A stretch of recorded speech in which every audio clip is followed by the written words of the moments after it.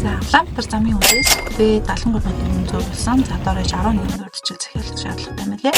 За замын үдээс ирээ орох миний автобусны үн 48,000 төгрөг. За тэгээ замын үдээс ирээний шалганы эрдэнэлийн авчрлах шаардлага гарна.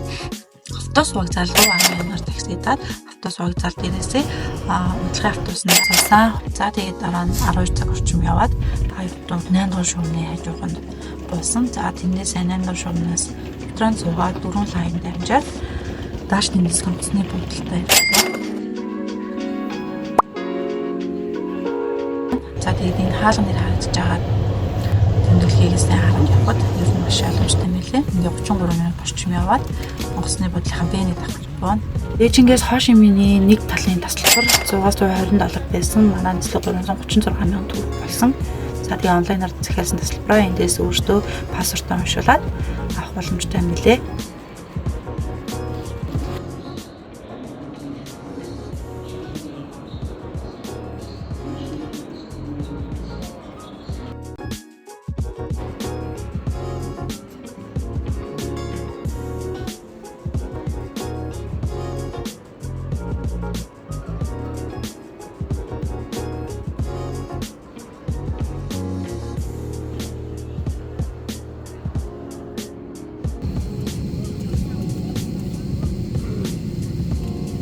За ингээд Бээжингээс суугаад 2 цаг гарна нисээд Шамин дээр буугаад 3 цаг орчим болоод тэнээсээ Хошиминий орох онгоцондоо суугаад 3 цаг орчим нисээд Хошиминий Тансанад аэропорт дээрээ буусан.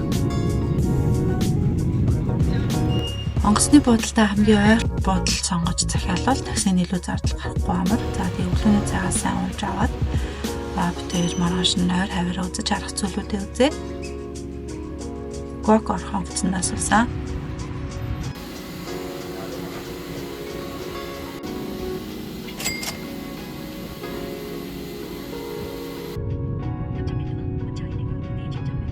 Ингээд бит хоёр 1 цаг орчим нисээд Букоктой буугаад Сансет таун руу захиалсан буудал руугаа явсан.